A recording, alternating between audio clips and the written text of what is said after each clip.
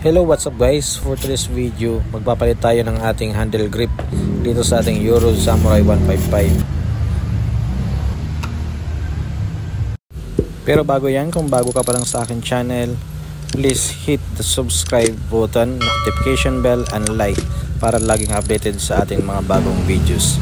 So ayun na nga, for today's video, magpapalit tayo ng handle grip dito sa ating Euro Samurai 155. So simple procedure lang ang gagawin natin. Syempre tatanggalin natin yung stock handle grip. Yan. So napakasimple lang tanggalin. Lagyan lang natin ng sabon at hatake.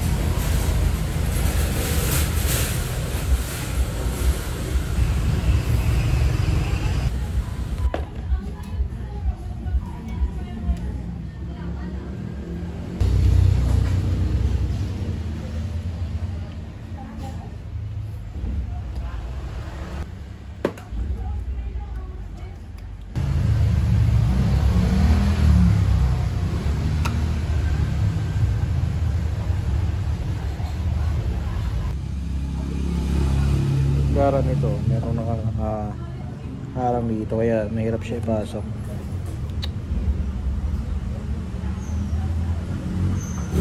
Okay, so ito yung ipapalit natin, yung handle grip na may lining na pula from Domino.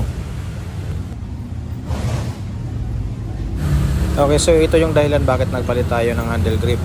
Papalitan natin yung stock ng aftermarket. So ang dahilan dahil masyadong mataba yung stock.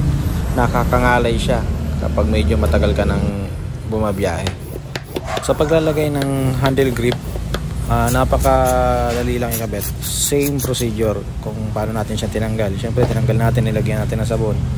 Sa pagbabalik, ganun din, lalagyan din natin ng sabon para dumulas. Hindi ako naglalagay ng oil kasi ang oil napakahirap tanggalin, madulas din sa kamay. Kaya sabon lang ang nilalagay ko kapag nagpapalit ako ng handle grip.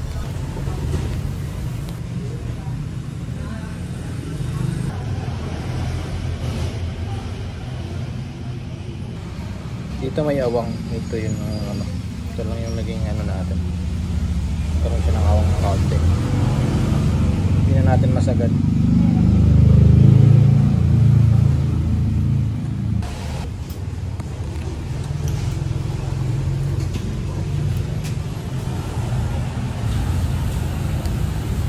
So yan ang final result ng ating pagpapalit ng handle grip.